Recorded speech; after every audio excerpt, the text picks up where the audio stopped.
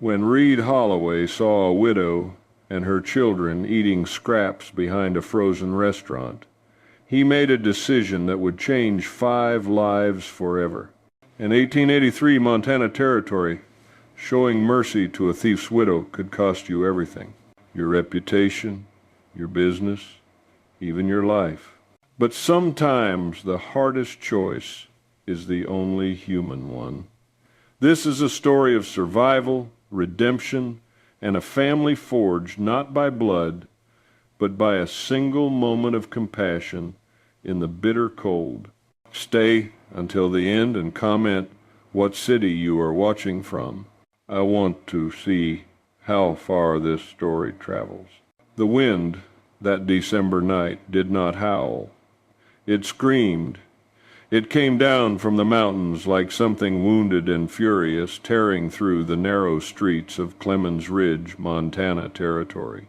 The cold was the kind that made men question whether spring would ever return. Reed Holloway had his head down against it, his collar turned up, his hat pulled low. He moved through the darkness with the practiced walk of a man who had learned long ago that the world did not care whether you were ready for what it threw at you. He had been at the mercantile settling accounts, staying later than he should have, because avoiding the empty ranch house had become something of a habit.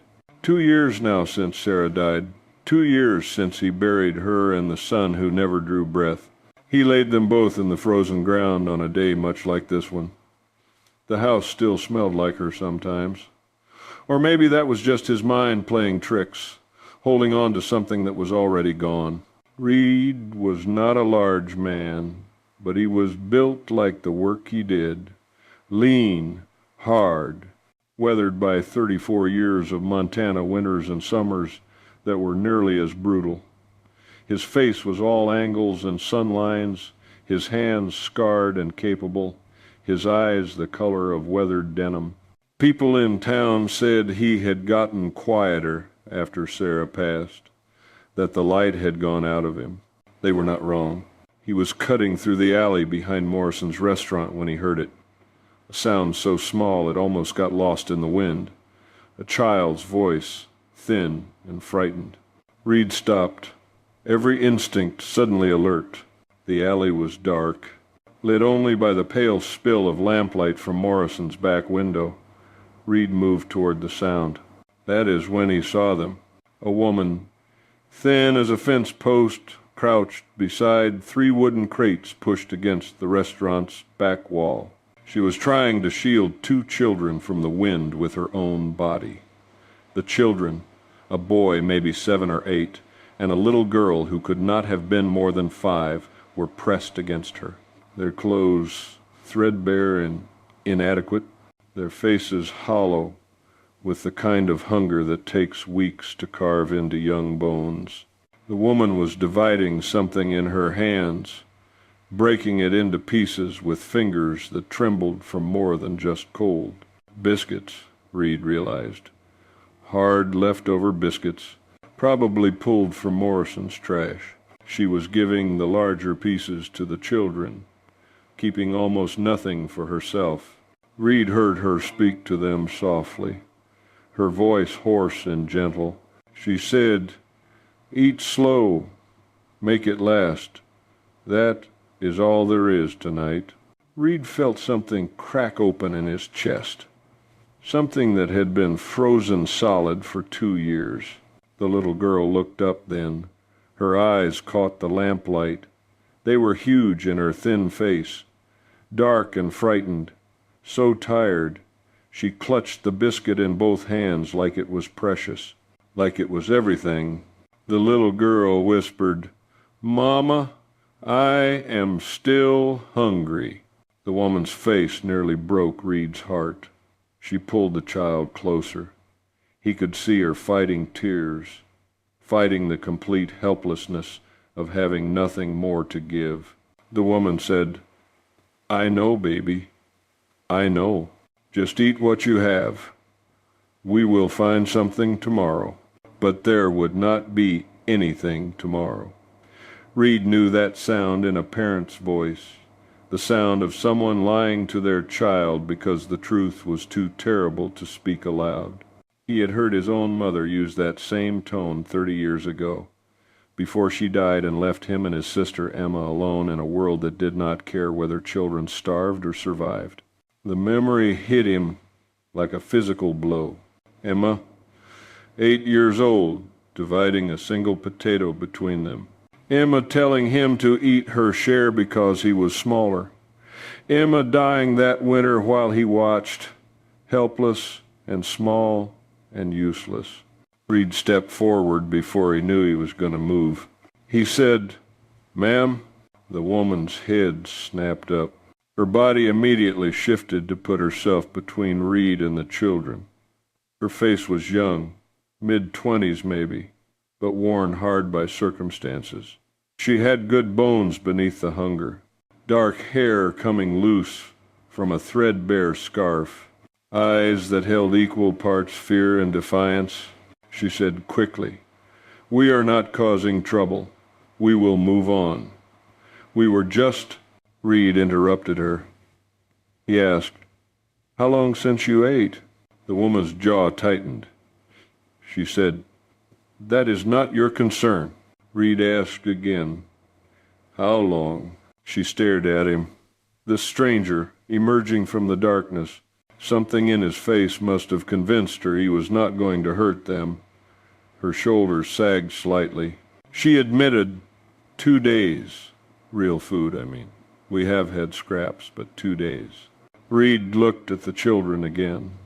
The boy was watching him with weary old eyes. One thin arm wrapped protectively around his sister.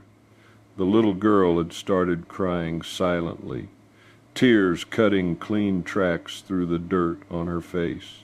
Reed felt rage, clean and pure, burning through the numbness that had become his constant companion.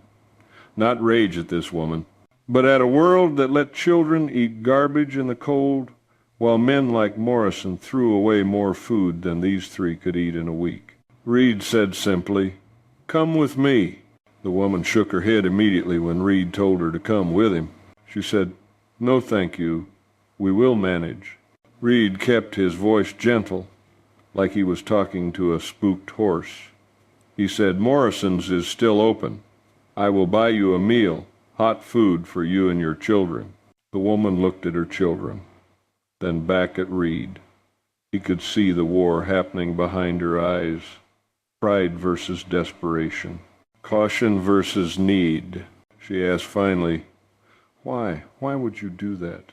Reed could have told her about Emma, about Sarah, about the 2 years he had spent wondering if there was any point to waking up each morning when everyone he loved was already dead.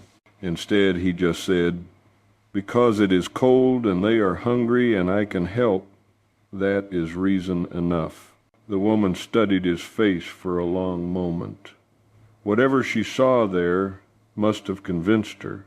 She nodded slowly. She said, "All right. Thank you. We will pay you back somehow." Reed said, "Let us just get you fed first." He led them around to Morrison's front entrance.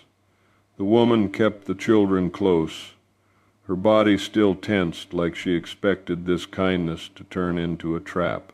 Reed did not take offense. He had learned that survival made people careful, and careful kept you alive. Morrison's was nearly empty. Just a few late customers lingering over coffee.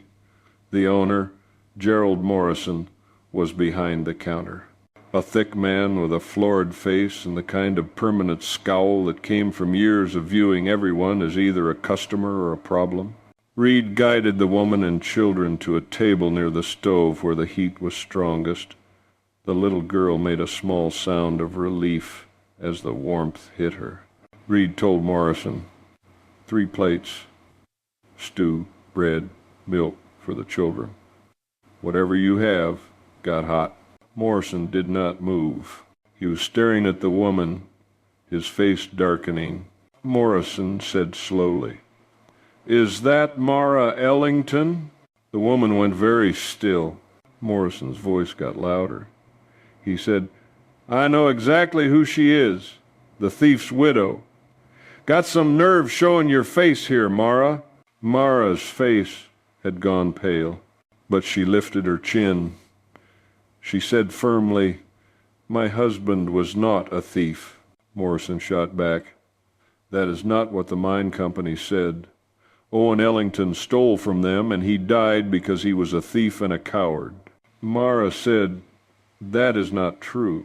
Morrison continued, $300 he took. $300 that your family still owes. So no, you do not get to eat here. You do not get to sit in my establishment like decent people." Reed stood up. He did not raise his voice, did not make any sudden movements, but something in the way he rose made Morrison stop talking. Reed said quietly, "You will watch your mouth." Morrison blinked. He said, "Now, Reed, I know you are trying to be charitable, but you do not understand the situation." Reed said, "I understand just fine. You are insulting a woman and her children who are hungry and cold. What I do not understand is why you think that is acceptable." Morrison said, "Her husband was a thief." Reed asked, "Was he? Were you there? Did you see him steal?" Morrison sputtered. "The mine company said." Reed interrupted, "I ask what you saw." Morrison's face got redder. He said, "Everyone knows Owen Ellington took that money before the mine collapsed. He died in that collapse because he was down there where he should not have been." Mara spoke up, her voice shaking but firm. She said, "He died trying to get the men out. He died trying to save them, and he never stole anything. They blamed him because he was asking questions about safety, about the timber supports, about things that were not his business according to them." Morrison cut her off. He said, "Your husband made accusations. He stirred up trouble. And when that mine came down, he got what was coming to him. The company found money missing from the office, and Owen was the last one in there. Facts are facts." Mara said, "The facts are that my husband is dead and I have 2 children to feed and everything we had is gone. We are not asking for charity. We are not asking for anything except to be left alone." Reed had heard enough. He asked, "How much?" Morrison turned to him confused. He asked, "What?" Reed said, "How much does she owe for the debt you say her husband left?" Morrison said, $300, like I said. "But what has that got to do with—" Reed asked, "And how much are meals here for 3 people?" Morrison's eyes narrowed suspiciously. He said, $1.50. Reed reached into his coat and pulled out a leather wallet. He counted out bills slowly and precisely. He set them on the table. Reed said, $300 and $1.50. That is $300 for the debt and $1.50 for tonight's meal. The debt is paid in full. Now bring the food." The restaurant had gone completely silent. Morrison stared at the money like it might bite him. He said, "Reed, you cannot be serious. You are going to pay off the debt of a thief?"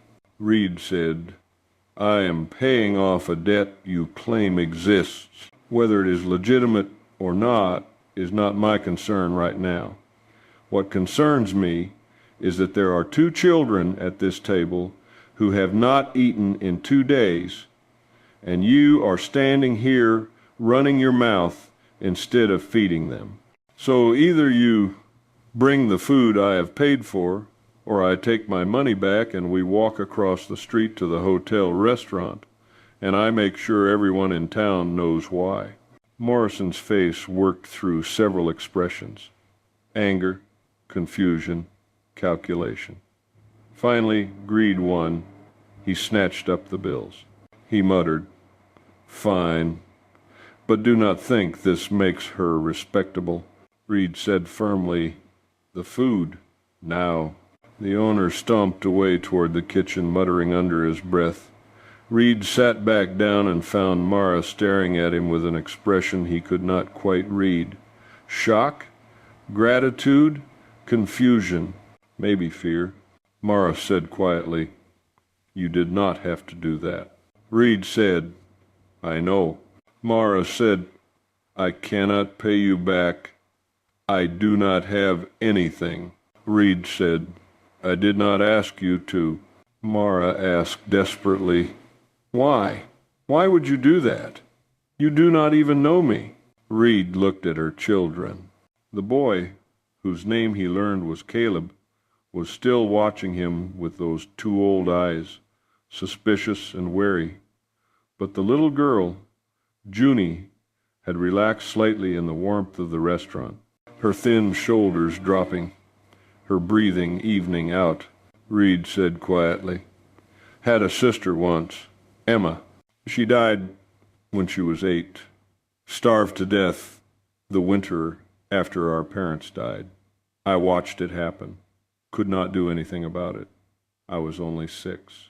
He paused, his throat tight. Reed continued, "Been a long time since I thought I could do anything about anything, but I can do something about tonight." Mara's eyes had filled with tears. She said softly, "I am sorry about your sister." Reed said, "Me too." Morrison returned with 3 plates of stew. He dropped them on the table with more force than necessary, along with a basket of bread and 2 cups of milk. He did not say anything, just turned and walked away, his back stiff with anger.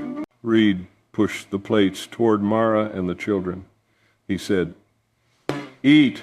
Caleb looked at his mother, waiting for permission. Mara nodded. Both children fell on the food like they were afraid it might disappear. It hurt to watch the desperate way they ate, barely chewing, like they could not trust there would be more. Mara said gently, "Slow down, babies. Slow down. It is okay. Take your time." But they could not slow down. Their bodies knew starvation, knew scarcity, knew that food was never guaranteed. Reed turned away, giving them privacy in their hunger. Behind him he heard Junie's small voice. She asked, "Mama, is this real? Are we really eating?" Mara answered through tears, "Yes, baby. Yes, it is real." Reed ordered them seconds, then thirds, until finally Caleb leaned back in his chair with a small sigh, looking almost dazed. Caleb said in wonder, "I am full. Mama, I am full." Mara put a hand on his head, smoothing back his hair with a tenderness that made Reed's chest ache. She said, "Good. That is good, Caleb." Junie had fallen asleep in her chair, her head pillowed on her thin arms, her face finally relaxed.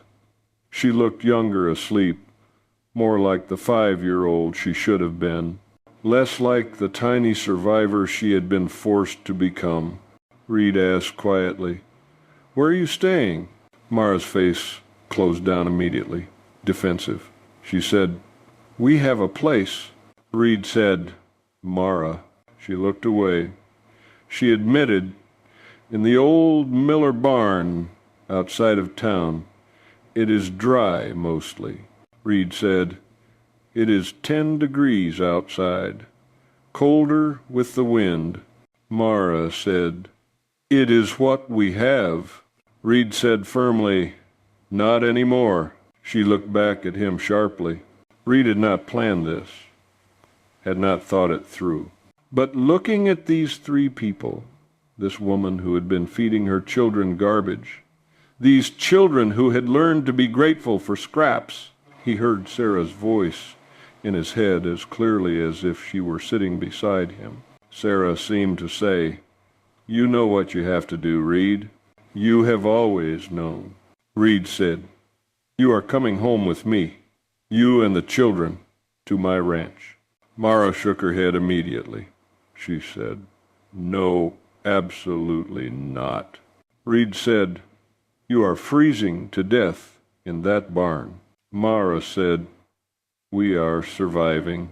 Reed said, "You are dying slowly. There is a difference." Mara said, "I cannot just go home with a strange man. I have my children to think about." Reed asked gently, "You think I would hurt them?" "Mara, look at me. Really look at me." She did, her dark eyes searching his face with desperate intensity, trying to find the lie, the trap, the danger. Reed continued, "I lost my wife 2 years ago. She died having our son, lost them both. My house is empty, has been empty. I have got 3 bedrooms sitting there with no one in them, a stove that is kept burning for no reason, and more food than one man needs. You want to repay me for dinner? Then come use what I am not using anyway. Stay warm, keep your children safe. That is payment enough." Mara said, "People will talk." Reed said, "People are already talking. Morrison will have the story all over town by morning. Might as well give them something real to talk about." Mara looked at her children. Caleb trying to stay awake and fighting sleep, Junie already lost to it. Reed saw the moment she broke, the moment survival instinct overrode pride and fear. She whispered, "Just for tonight." Reed said, "For as long as you need." They bundled up and headed into the storm. Reed carefully lifted Junie into his arms. The little girl weighed almost nothing, all bird bones and fragile hope. She stirred slightly, mumbled something, then settled against his shoulder with a small sigh. The wagon ride should have taken an hour. But the storm had gotten worse, snow falling harder now, the kind of storm that could turn deadly if you were caught in it unprepared. They were maybe 3 miles from the ranch when the wagon wheel hit ice. Reed felt it happen, the sudden sideways lurch, the loss of traction. He tried to correct, but the horses panicked. The wagon tilted dangerously. Reed shouted, "Hold on!" The wagon slammed back down with a crack that sounded like breaking bone. The front axle? Reed realized with sinking dread that they had broken the front axle. He climbed down to assess the damage. The axle was split clean through. They were not going anywhere in this wagon. Reed climbed back up. Mara was looking at him with frightened eyes. He said, "Axle is broken. Cannot fix it here." Mara asked, "How far are we?" Reed said, 3 miles, maybe a little less. Mara looked at her children, then at the darkness beyond the wagon. She said, "We can walk it." Reed said, "You sure? In this storm?" Mara said with determination, "We have walked through worse. We will manage." Reed studied her face, the determination there, the fierce protectiveness. She would walk through fire itself if it meant keeping her children alive. Reed said, "All right, but we do this smart. I will carry Junie. You help Caleb. We stick together. We move steady, and we do not stop until we reach the house." They walked into the storm. The wind was brutal, driving snow into their faces like needles, stealing their breath, making every step a battle. About a mile in, Reed could feel Caleb struggling. The boy was trying so hard, but his little body had been pushed beyond its limits. Reed stopped. He said, "Mara, give me Caleb." She asked, "What?" Reed said, "I will carry them both." Mara said, "You cannot carry both of them." Reed said, "Yes, I can. Trust me." He adjusted Junie so she was settled on his left hip, then crouched down and let Caleb climb onto his back. The combined weight hurt. his back protesting, his arms already aching. But he had carried heavier loads. He would manage. They walked and walked.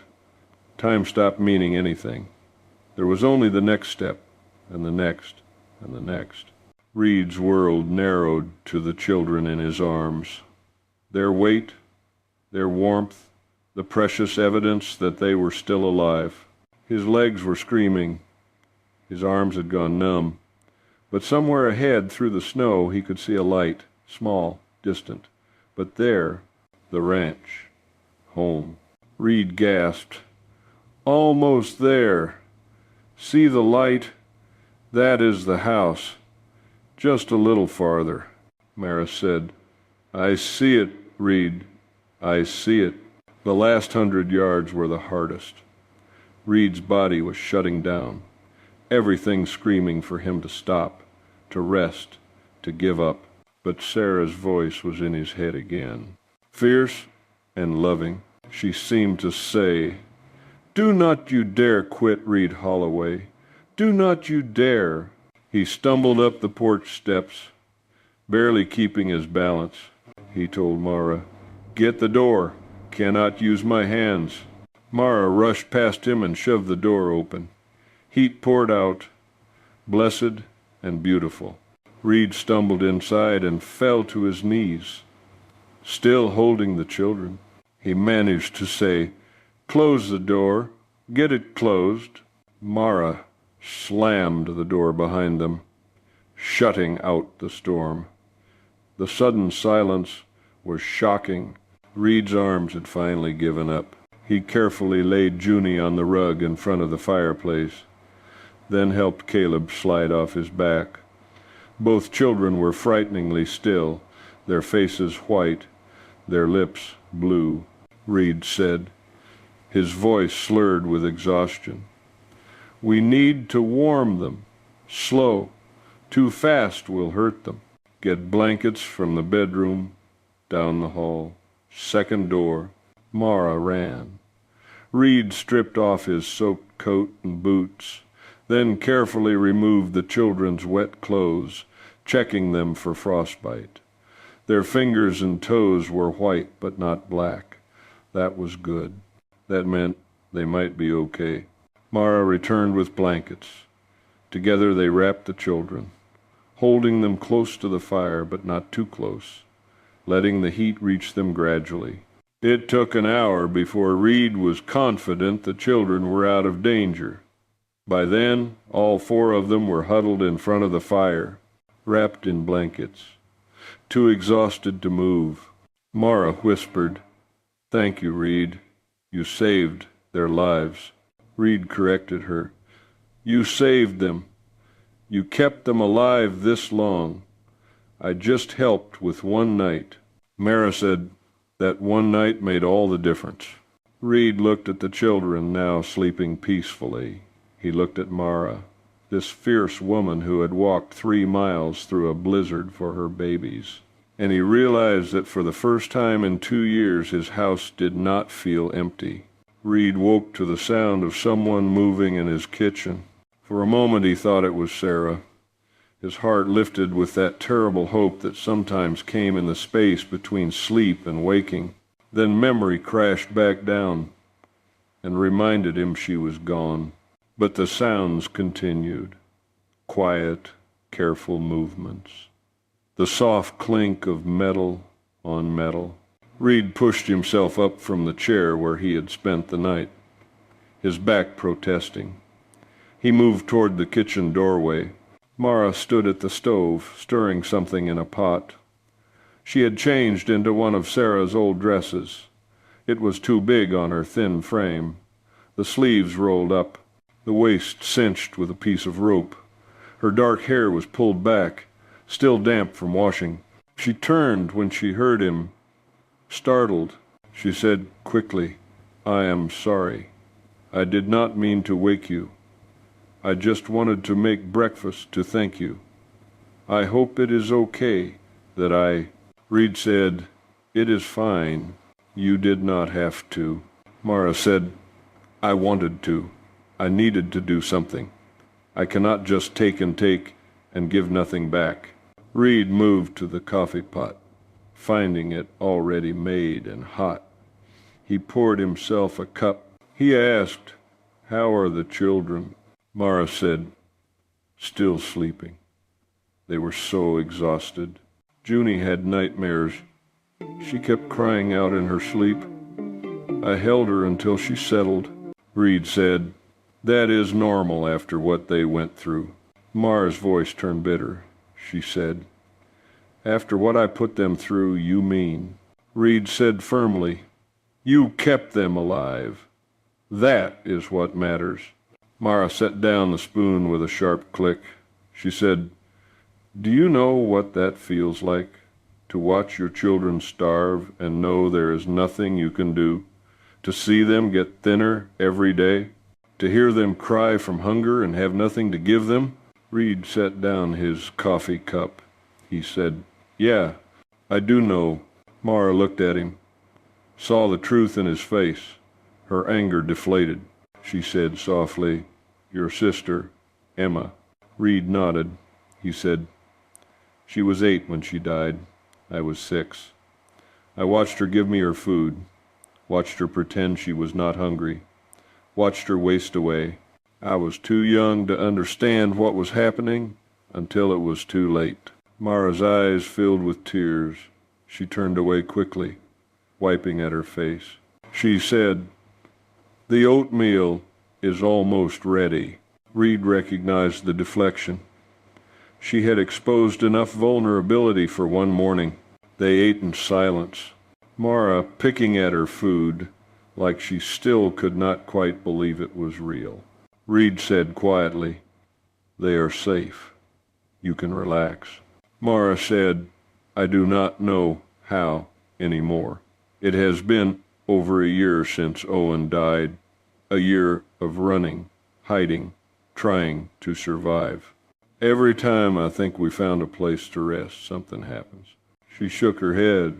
Mara continued, "I keep waiting for the other shoe to drop, for someone to come take them away, or for you to change your mind." Reed said, "Nothing is going wrong today. Today you are safe." Before he could say more, they heard small footsteps in the hallway. Caleb appeared dressed in his thin clothes from yesterday, his hair sticking up in all directions. He stopped when he saw Reed, his body tensing. Reed said easily, "Morning. Sleep okay?" The boy nodded, not speaking, his eyes wary. Mara asked, "Are you hungry? There is oatmeal." She guided Caleb to a chair, setting a bowl in front of him. Caleb ate mechanically, his eyes never leaving Reed. The boy was protecting his mother, watching for threats. At 7 years old, he had already learned that kindness could be a trap. Reed asked, "You like horses?" Caleb paused, spoon halfway to his mouth. He said cautiously, "I guess." Reed said, "Got about 20 of 'em out in the barn. Need to feed 'em this morning. Check on them after last night's storm. Could use some help if you are interested." Caleb looked at his mother. Mara gave a small nod. Caleb said quietly, "Okay." They finished breakfast. Then Caleb bundled up and followed Reed outside. The storm had passed, leaving behind a world transformed by snow. It lay thick and pristine across the ranch, glittering in the morning sun. Beautiful. The barn was warm, the horses nickering in greeting when Reed opened the door. Caleb stopped just inside, his eyes going wide. He breathed. "There are so many." Reed said 23 actually, plus 2 mules and a donkey. "I breed them, train them, sell them. Best horses in 3 territories. Or so people tell me." Caleb moved slowly down the aisle, looking at each horse with something like wonder. Reed watched him, seeing the tension gradually leave the boy's shoulders. seeing him relax for the first time since they met. Caleb asked, "Can I pet one?" Reed said, "Sure. That bay mare there, she is gentle. Name is Sadie." Caleb reached out carefully, letting the horse sniff his hand before touching her neck. A smile broke across his face, small and tentative, but real. Caleb said, "She is soft." Reed said, "She likes you. Can tell by the way she is leaning in." They worked together in comfortable silence. Reed showing Caleb how to measure the grain, how to fill the water buckets, how to fork hay into the mangers. The boy was quick and careful, listening intently to every instruction. Reed said, "You are good at this. Natural with horses." Caleb started to say something, then stopped, his face closing down. Reed did not push. He just handed Caleb another bucket and kept working. Then Caleb asked suddenly, "Did he really steal?" Reed stopped. Caleb continued, "My pa, did he steal money like they said?" Reed set down his bucket. He crouched so he was at eye level with the boy. Reed asked, "What do you think? You knew your father. Was he a thief?" Caleb said fiercely, "No, Pa was good. He would not steal.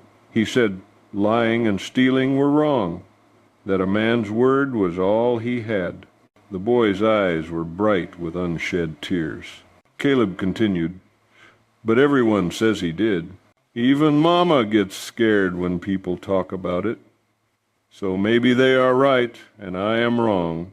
Reed said gently, "Or maybe they are wrong and you are right," Caleb said. "But everyone says," Reed interrupted. "Everyone can be wrong.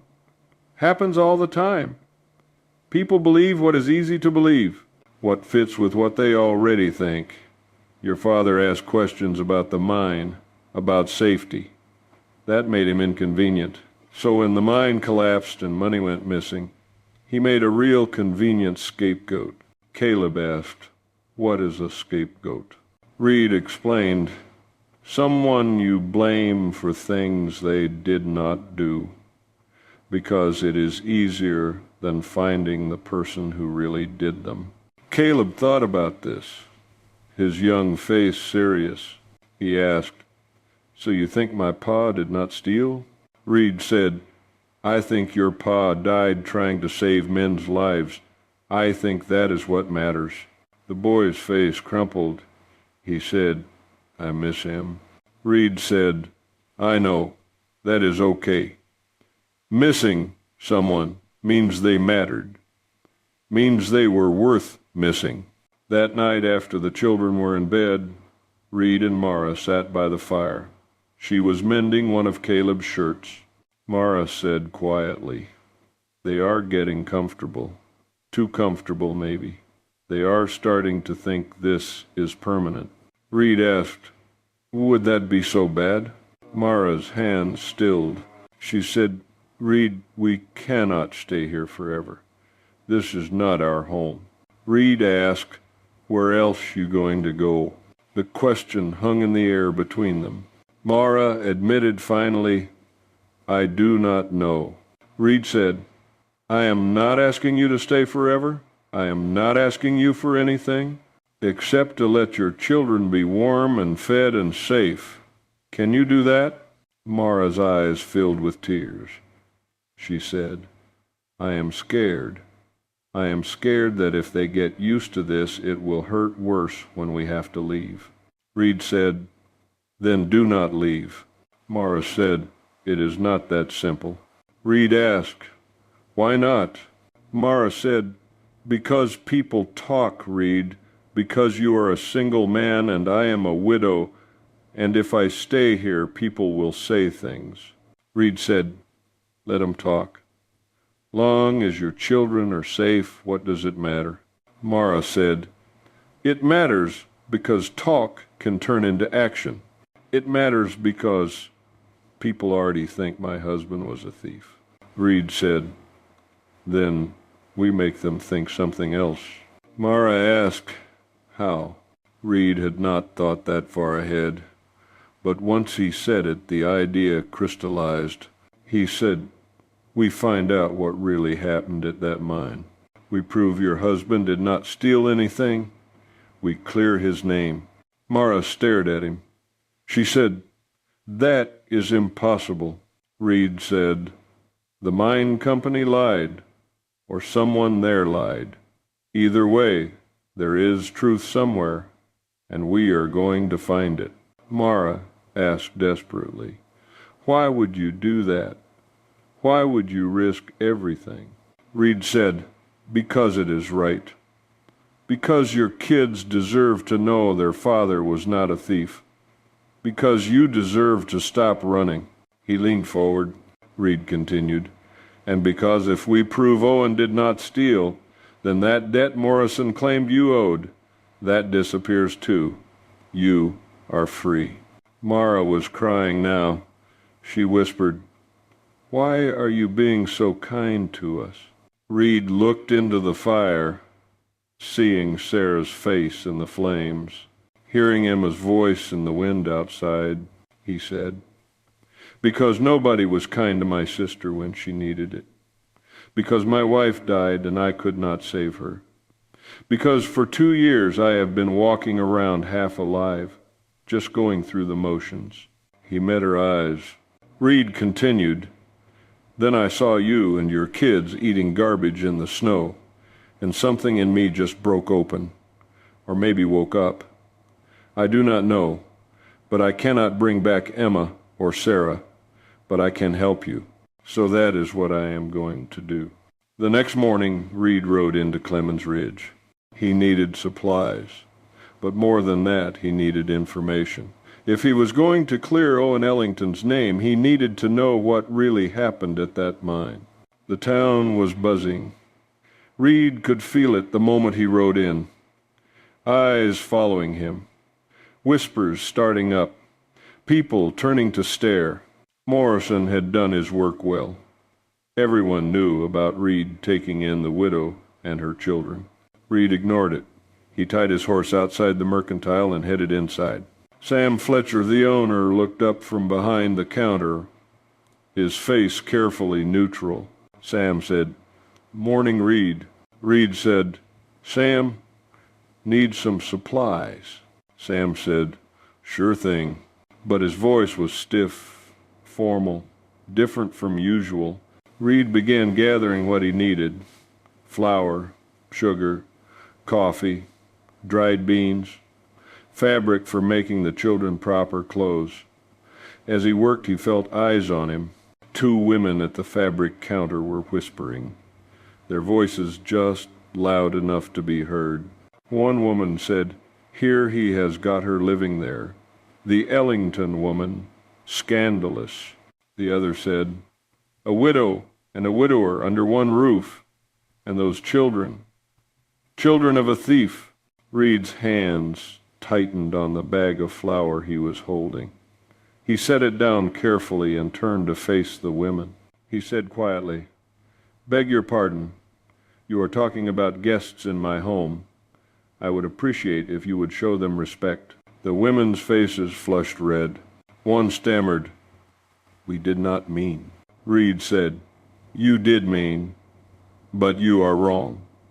Owen Ellington was not a thief, and his widow and children deserve better than your gossip." One woman said defensively, "The mine company said." Reed interrupted, "The mine company lied. Owen Ellington died trying to save men's lives. If you cannot speak about him with respect, then do not speak about him at all." He turned back to his supplies, his heart pounding. Behind him, he heard the women leave in a huff. Sam was staring at him. Sam said quietly, "You are making enemies, Reed." Reed said, "Do not care." Sam said, "The mine company is powerful. If you start asking questions," Reed said, "then I will ask questions. Sam, you knew Owen. Was he a thief?" Sam was quiet for a long moment. Then he said, No, Owen was good people. But read the evidence. Reed said, "What evidence? $300 missing and Owen being in the office that morning? That is not evidence. That is convenience." Sam said, "You cannot prove anything." Reed said, "Not yet, but I am going to. I need to know about the mine collapse. What really happened?" Sam glanced toward the door, making sure they were alone. He said, "Reed, let it go. Owen is dead. Mara and the kids need to move on." Reed said, "They cannot move on while everyone thinks her husband was a thief. Help me, Sam, please." Sam sighed, rubbing his face. He said finally, "All right, but not here. Come by my house tonight, after dark. I will tell you what I know." That night Reed rode back to town. Sam's house was on the edge of Clemens Ridge, a small cabin with a light burning in the window. Sam let him in quickly, checking to make sure no one had seen. Sam said, "This is crazy. You know that, right?" Reed said, "Tell me about the mine." Sam sat down heavily. He said, "The Paradise Mine had been operating for 5 years. Good silver vein, or so they said.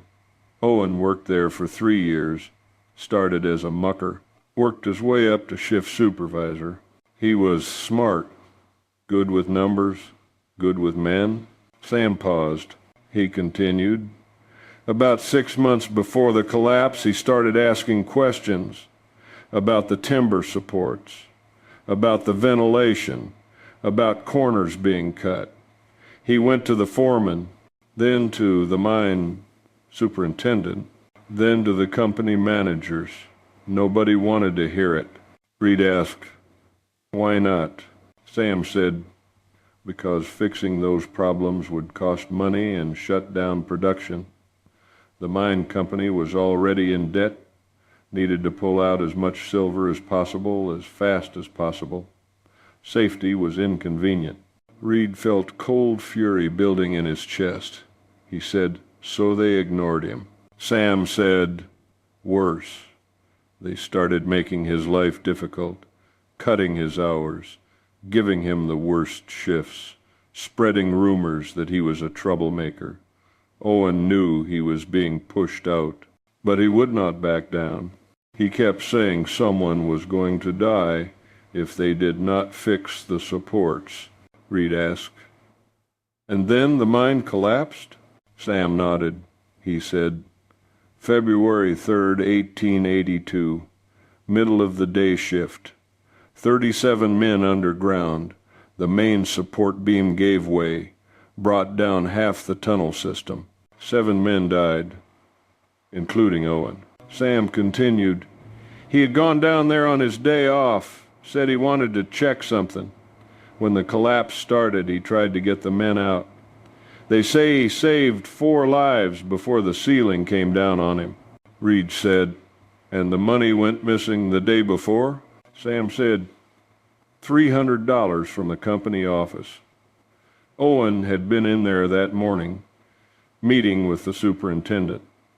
When the money disappeared, they blamed him. Said he took it knowing the mine was going to collapse, trying to make one last score before everything fell apart." Reed said, "But Owen would not steal." Sam said, "Everyone who knew him knew that. And $300? That was nothing compared to what the mine company lost when the tunnel collapsed. Why would Owen risk everything for $300 when he had a good job and a family?"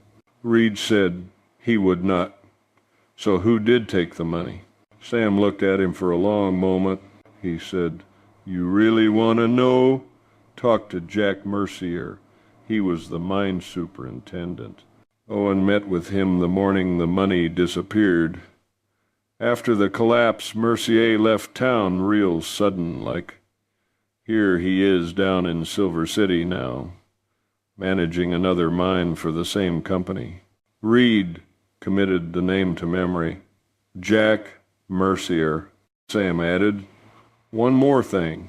The company paid out death benefits to all the families except Owen's. Said since he was a thief, his family forfeited the benefit.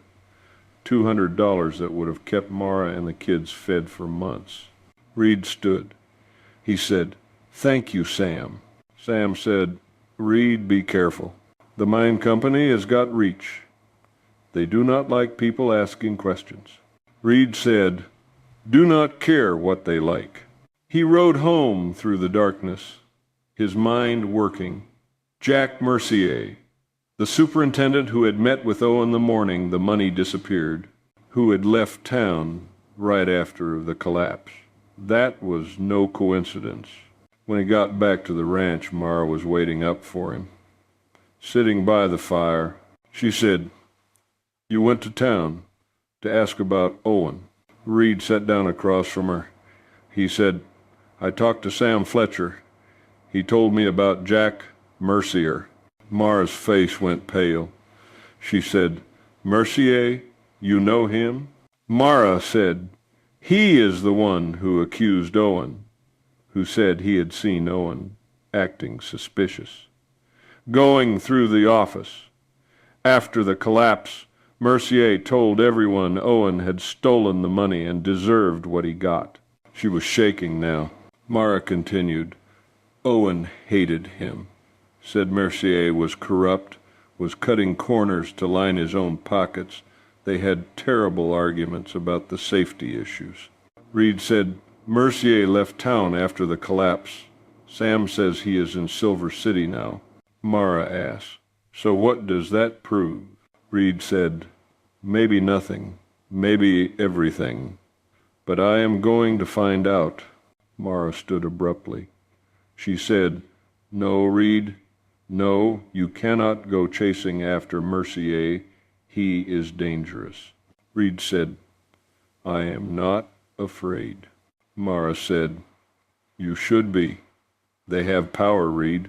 They have money and influence, and they will destroy you if you get in their way. They destroyed Owen." Reed said, "Then I will be more careful than Owen was." Mara said desperately, "This is not your fight." Reed stood too, facing her. He said, "Yes, it is. It became my fight the moment I brought you and your children home. It became my fight the moment I decided your husband's name matters. So I am going to Silver City. I am going to find Mercier. And I am going to get the truth." Mara was crying now, furious and frightened. She said, "And if the truth gets you killed, what then? What happens to your ranch, your horses, everything you have built?" Reed said, "Then it happens. But I am not going to stand by and let a good man's name stay buried under lies." Mara asked, "Why? Why does it matter so much to you?" Reed said, "Because I could not save my sister. Because I could not save my wife. Because I have spent 2 years drowning in guilt and grief and feeling like there was no point to anything anymore." His voice broke. He continued, "But maybe, just maybe, I can save your family. I can give your children back their father's honor. I can give you back your life. So that is what I am going to do, Mara, whether you like it or not." They stood staring at each other, both breathing hard, the fire crackling between them. Finally, Mara wiped her eyes. She asked quietly, "When do you leave?" Reed said, 3 days, soon as I get everything arranged here."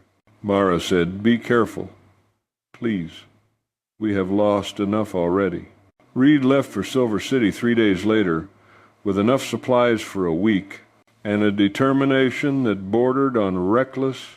Silver City sprawled across the valley like a wound that would not heal. All raw wood and mud streets and the constant thunder of stamp mills crushing ore. Reed rode in on the 4th day, his body aching from hard travel, his mind sharp with purpose. Finding Jack Mercier took less time than expected. The man had an office in the mine company building on the main street, his name painted on the door in fresh gold letters. Reed stood outside for a moment, studying the building, noting the armed guards at the entrance, the expensive glass windows, the signs of wealth built on the backs of men who worked underground for wages that barely kept them alive. He walked in like he belonged there. The clerk at the front desk looked up, his expression shifting from bored to suspicious. The clerk asked, "Help you?" Reed said, "Need to see Jack Mercier." The clerk said, "Mr. Mercier does not see people without an appointment." Reed pulled out a silver dollar and set it on the desk. He said, "Make an exception." The clerk eyed the coin, then Reed's face, calculating. He asked, "What is this about?" Reed said, "Business from Paradise Mine, Clemens Ridge." The clerk's expression changed, became wary. He said, "Wait here." Reed waited, studying the office. Everything was new, expensive, well-maintained. Whatever Mercier was doing here, he was doing it well. Too well for a man who had left his last position under a cloud of controversy. The clerk returned. He said, "Mr. Mercier will see you, but you have got 10 minutes, and you leave any weapons at the desk." Reed unbuckled his gun belt and handed it over, following the clerk down a hallway to a heavy oak door. The clerk knocked once, then opened it. Jack Mercier sat behind a massive desk, a man in his 40s with slicked back hair and the kind of soft hands that never touched a shovel. He looked up when Reed entered, his expression carefully neutral. Mercier said, "You wanted to see me about Paradise Mine. I do not work there anymore." Reed said, "I know. You left right after the collapse." Mercier's eyes narrowed slightly. He said, "I left because I was offered a better position here. The collapse was a tragedy. But these things happen in mining. What is your interest in it?" Reed said, "Owen Ellington." The name hung in the air between them. Mercier's face hardened. Mercier said, "The thief? What about him?" Reed said, "He was not a thief." Mercier said, "The evidence said otherwise." Reed said, "What evidence? $300 missing and Owen being in the office that morning? That is not evidence. That is convenience." Reed moved closer to the desk. He said, "You accused a dead man of theft to cover your own corruption." Mercier stood slowly, his face flushing red. He said, "You need to leave. Now." Reed said, "Owen knew you were cutting corners on safety. He documented it, complained about it, threatened to go to the territorial authorities. So you framed him for theft. And when the mine collapsed, you let a dead man take the blame for your failures." Mercier said, "You cannot prove any of that." Reed said, "Not yet, but I will." Mercier smiled, but it did not reach his eyes. He said, "You are wasting your time. Owen Ellington was a troublemaker who stole company money. The mine company investigated thoroughly and found him guilty. His widow and children are living off charity because he destroyed their reputation. That is the truth, Mr. Holloway, and nothing you do will change it." Reed felt cold rage settle in his chest. He said, "You know who I am." Mercier said, "Of course. I make it my business to know who is asking questions about Paradise Mine. You think you are the first person to come sniffing around, trying to make something out of tragedy? You are not, and you will not be successful, just like the others were not." Reed asked, "What others?" Mercier sat back down, relaxed now, confident. He said, "Owen's brother came here last year. made all kinds of accusations, threatened lawsuits, made a general nuisance of himself. Know where he is now? Reed's stomach dropped. He asked, "Where?" Mercier said, "Left town suddenly. Here he moved to California, or Oregon, or somewhere far away, where he learned to mind his own business. Smart man." Eventually, the threat was clear. Reed did not react to it, just stood there studying Mercier's face, memorizing every detail. Reed said quietly, "You are wrong about one thing. I am not like the others. I am not going anywhere until I prove what you did." Mercier said, "Then you are going to have a very long, very unpleasant stay in Silver City. We are done here." He gestured toward the door. Then he added, "And Mr. Holloway. If I were you, I would worry less about dead men's reputations and more about keeping that widow and her children safe. Accidents happen, especially to people who do not know when to quit." Reed moved before he thought about it, his hand slamming down on Mercier's desk hard enough to make the man jump. Reed said, his voice deadly quiet, "You threaten them again, and I will kill you. I do not care about your company, your guards, or your money. You touch those children, you even think about touching them, and I will end you. Are we clear?" Mercier had gone pale, but he recovered quickly. He said, "That is a threat against my life. I have witnesses." Reed said, "No, that is a promise. Remember the difference." Reed turned and walked out, collecting his gun belt from the wide-eyed clerk. His hands were shaking with rage as he buckled it back on. He had learned nothing useful except that Mercier was guilty as sin, and dangerous enough to threaten a widow and her children. Reed needed help, real help, someone who understood how to fight the mine company legally, who had the resources and knowledge to dig up evidence that would stick. He needed a lawyer. He found one that evening in a saloon on the edge of town. Thomas Brennan was drinking alone at a corner table, a man in his 50s with graying hair and the tired eyes of someone who had seen too much of the world's ugliness. Reed said, "Mr. Brennan." The man looked up. He said, "Depends on who is asking." Reed said, "Reed Holloway. I need legal help with a mine company case." Brennan laughed, a bitter sound. He said, "Then you came to the wrong lawyer. I do not take mine company cases anymore." Reed asked, "Why not?" Brennan said, "Because I like being alive." He gestured to the empty chair. Brennan continued, "But sit down anyway. I am curious what kind of fool walks into Silver City asking questions about mine companies." Reed sat, ordered whiskey for both of them, and told Brennan the story.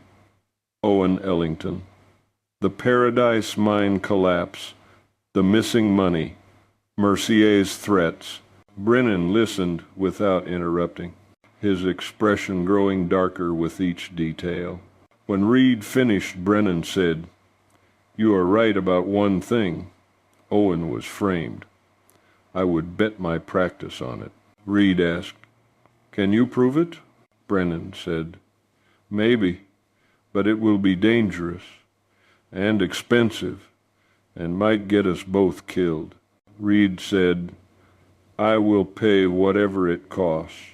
Brennan studied him. He asked, "Why? Why risk everything for a dead man's reputation?" Reed thought about Mara's face when she talked about Owen, about Caleb's fierce defense of his father, about little Junie asking if they were really home. He said simply, "Because his family deserves the truth."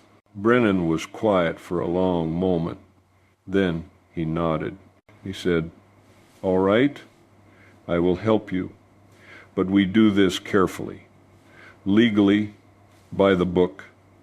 No more confronting Mercier directly. No more threats. We gather evidence, build a case, and take it to the territorial court. Reed asked, "How long will that take?" Brennan said, "Months, maybe. A year." Reed said, "I do not have a year. The longer Mara and her children live under that cloud, the worse it gets." Brennan said, "Then we will work fast." He pulled out a notebook. He continued, "First thing we need is the original mine company records, safety reports, financial documents, everything Owen filed before the collapse. They will have copies at the territorial office in Helena." Reed asked, "Can you get them?" Brennan said, "I can. I still have contacts from when I worked for the territory." He wrote something down.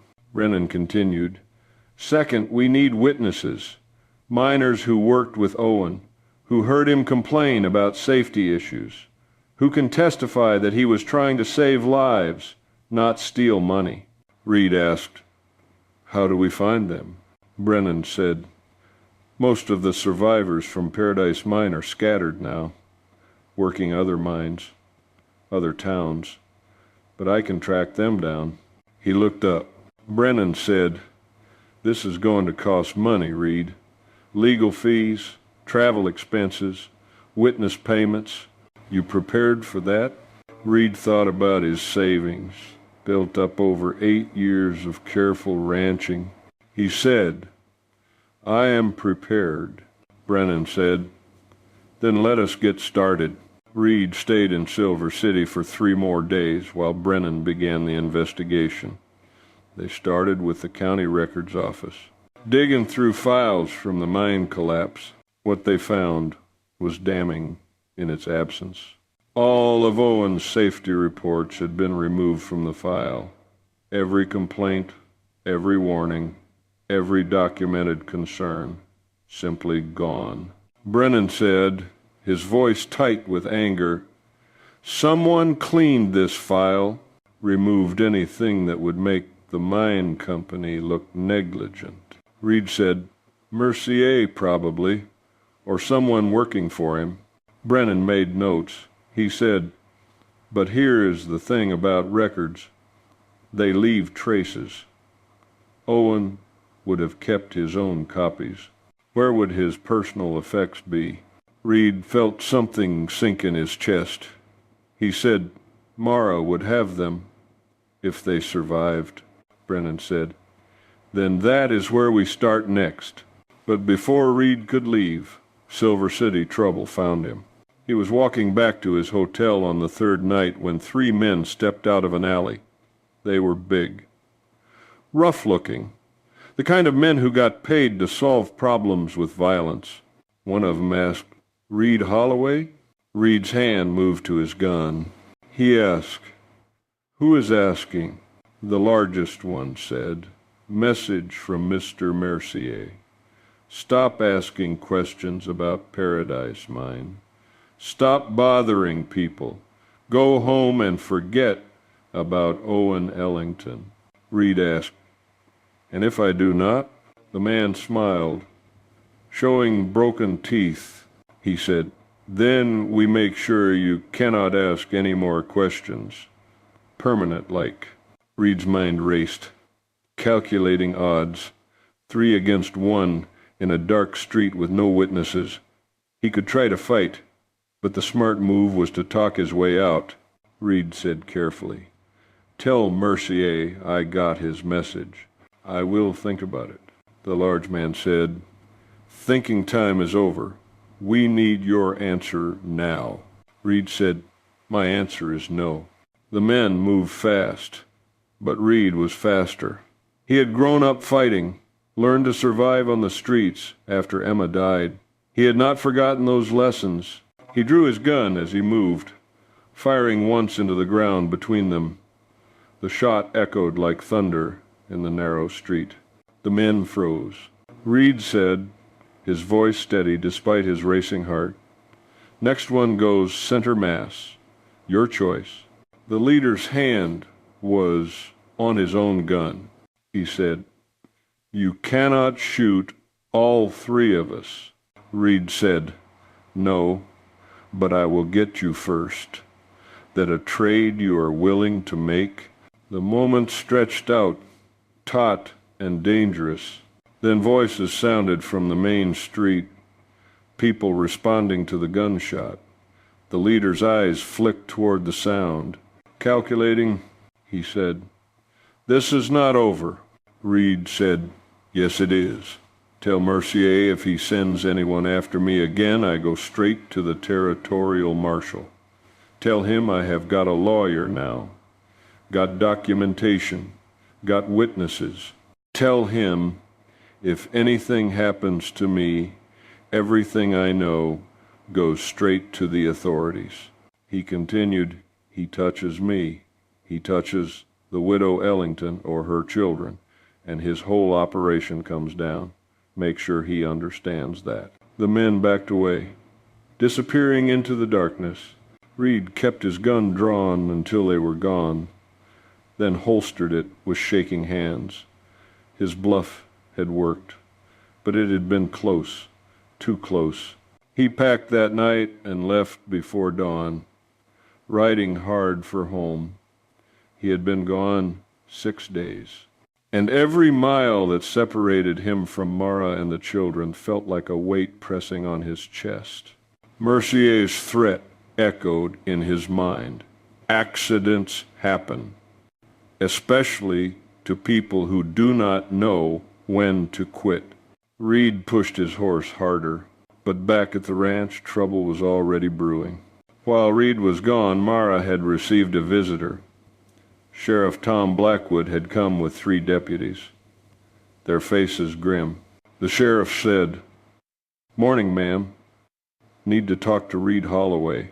Mara said, "He is not here. He went to Silver City." The sheriff said, "Got a wire from there yesterday. Seems there was an incident.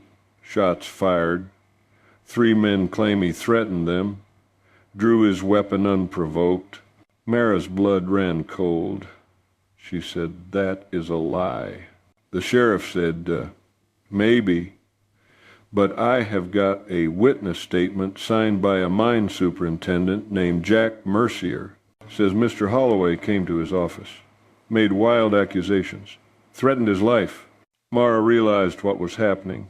Mercier was making his move, getting Reed away from the ranch, away from her and the children, isolating him, making him vulnerable. She said carefully, "Reed was investigating my husband's death, Owen Ellington. He was framed for theft, and Reed was trying to prove it." The sheriff said, "Ma'am, that is not my concern. My concern is answering questions about threats and gunfire." He paused. He continued, "When Mr. Holloway returns, tell him to come see me. We need to talk." After the sheriff left, Mara paced the house, her mind racing. She remembered what Reed had told her before he left, that Owen had kept copies of everything, documentation of every safety violation, every warning, every time the mine company ignored him, and she had hidden it, the ledger. Owen's ledger was buried behind the church in Clemens Ridge. She had put it there over a year ago, right after Owen died, right after they accused him of theft.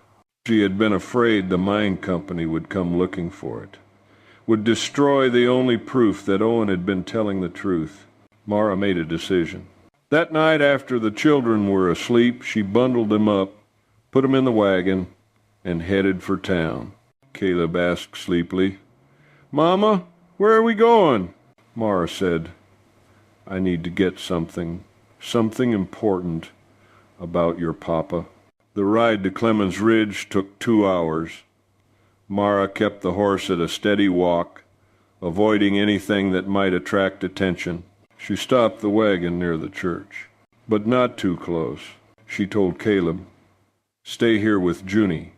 Keep her quiet if she wakes. I will be back as soon as I can." Caleb asked, "I should come with you." Mara said, "No, I need you here, protecting your sister. Can you do that?" The boy nodded, his face pale but determined. Mara grabbed the small shovel she had brought and moved quickly around to the back of the church, counting her steps from the corner the way she had memorized. 10 steps east, 5 steps north. There, half hidden by winter-dead grass, the marker stone. She knelt and began to dig. The ground was partially frozen, making the work harder than she had anticipated. Her hands grew numb, but she kept digging. The shovel hit something solid. The wooden box was smaller than she remembered, wrapped in oilcloth to protect it from moisture. Mara pulled it free with shaking hands. Inside would be Owen's ledger, his careful documentation of every safety violation, every ignored warning, every corner cut. Inside would be the truth. A voice from behind her said, "Well, well, what do we have here?" Mara's blood turned to ice. She spun around. Gerald Morrison stood there, and he was not alone. 2 other men flanked him, both large and mean-looking. Morrison said, "Mrs. Ellington, what are you doing out here at this hour? Digging up graves? Or perhaps digging up evidence?" Mara clutched the box to her chest. She said, "This is none of your business, Mr. Morrison." Morrison said, "Oh, but it is my business. See, I have been keeping an eye on you ever since Reed Holloway took you in.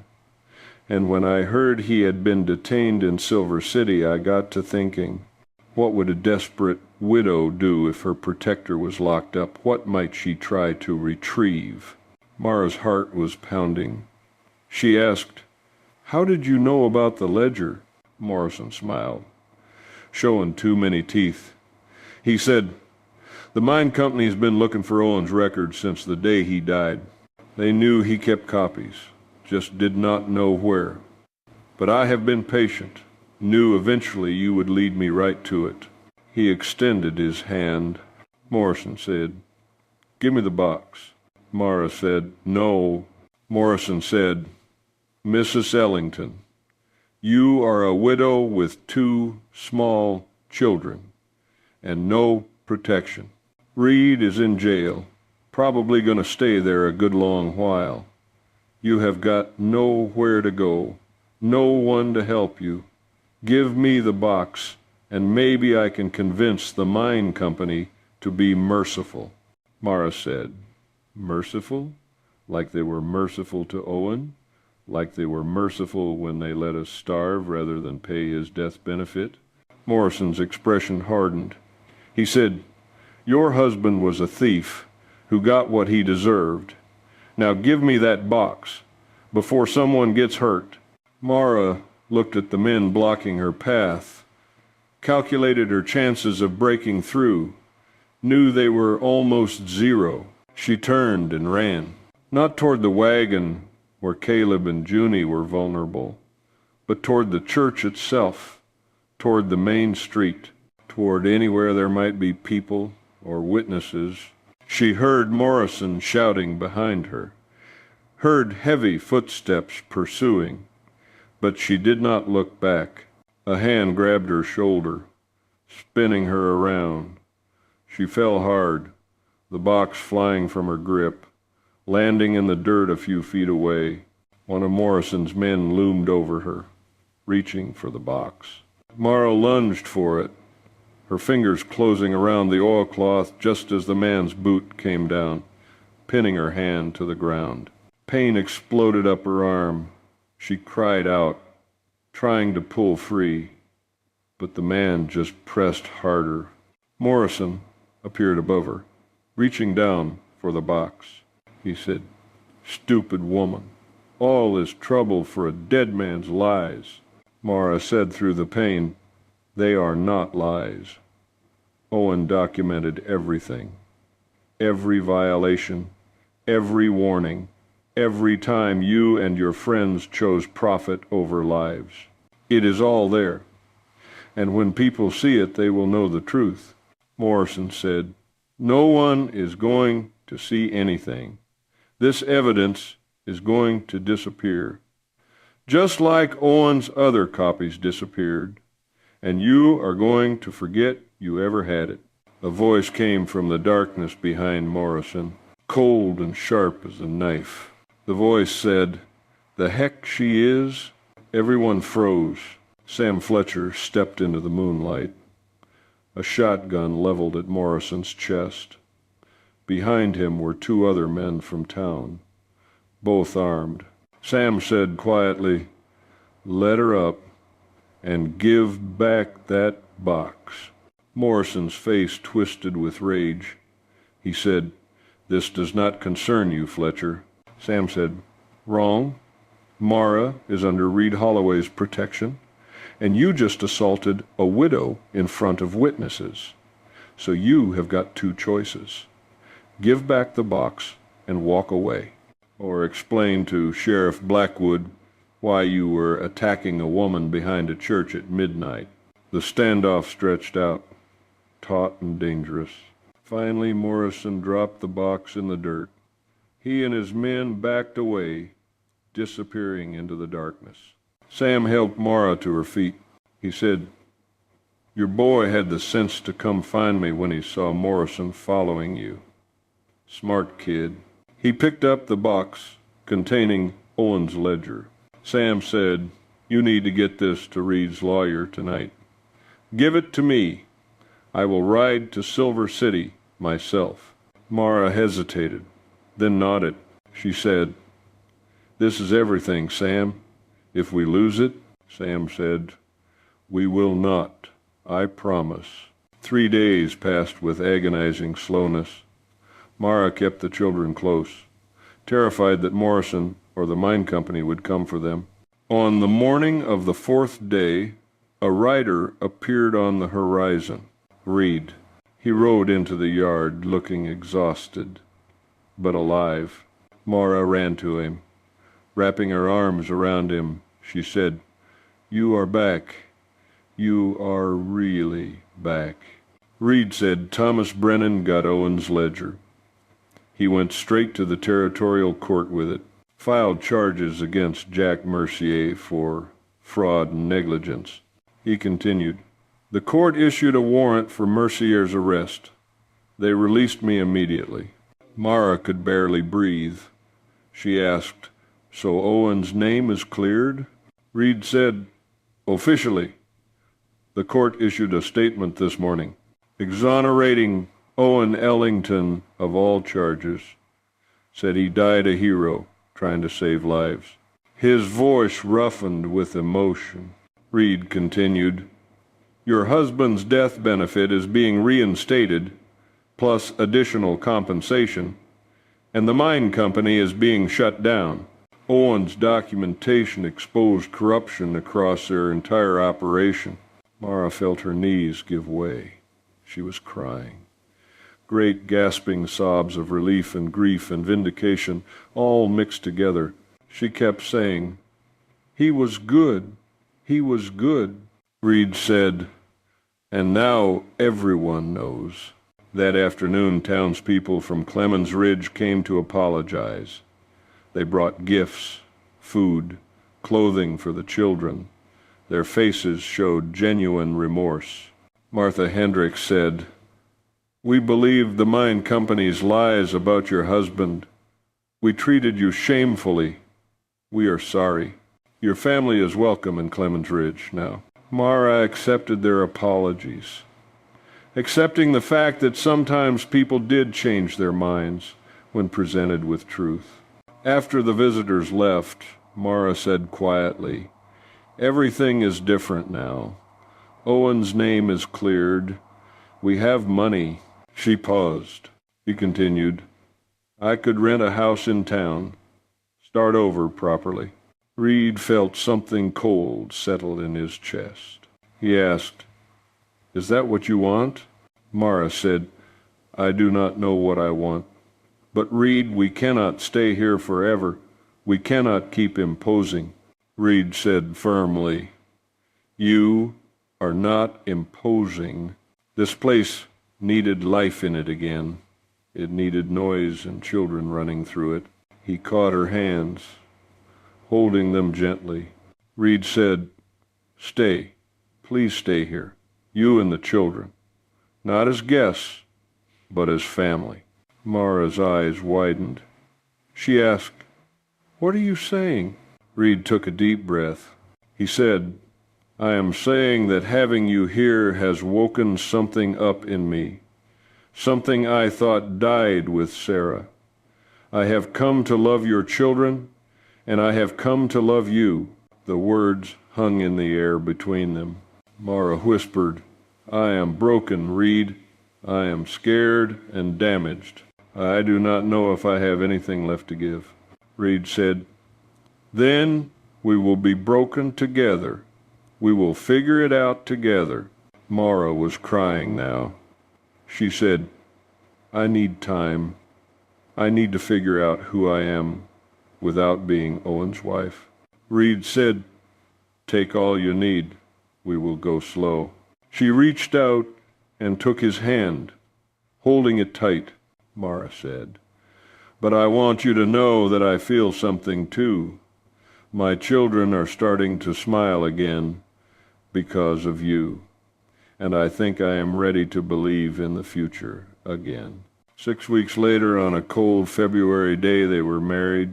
The ceremony was held in the church in Clemens Ridge, the same church where Mara had buried Owen's ledger. The town turned out in force, no longer suspicious or judgmental. Thomas Brennan came from Silver City to stand as Reed's witness. Sam Fletcher gave Mara away. The children stood beside their mother, Caleb solemn and proud, Junie scattering wildflowers she had insisted on bringing. When Reed and Mara exchanged their vows, there was not a dry eye in the church. This was not just a marriage. It was a resurrection. Two people who had been buried by grief, digging their way back to life. That night, Mara said, "I never thought I would feel safe again, feel happy again." Reed said, "Neither did I." Mara said, "This does not erase Owen, but it means I am choosing to live again, to love again." She took his hands. Mara continued, "Thank you for making that possible." Reed said, "Thank you for letting me." Outside, the first snow of the season began to fall, soft and silent. Inside, two broken people were beginning to heal. Two families separated by loss were starting to become one family, united by hope. 10 years passed. Mara gave birth to their first child together, a son they named Owen Reed Holloway, after both his fathers. More children came, a daughter named Sarah, then twin boys.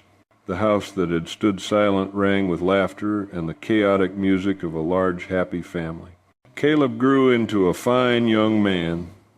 At 17, he headed off to university. Junie blossomed into a bright girl who could ride like the wind. Jack Mercier was convicted and imprisoned. The mine company was dissolved. New safety regulations were implemented across the territory. Owen Ellington's ledger was preserved in the territorial archives, a testament to one man's courage. The ranch became known as a place of second chances. When widows and orphans needed help, they found their way there, given work and dignity, and a chance to start over. One warm evening, Reed stood on the porch, looking out over the life they had built. Mara came to join him, her hair showing threads of silver. She slipped her hand into his. She asked, "What are you thinking about?"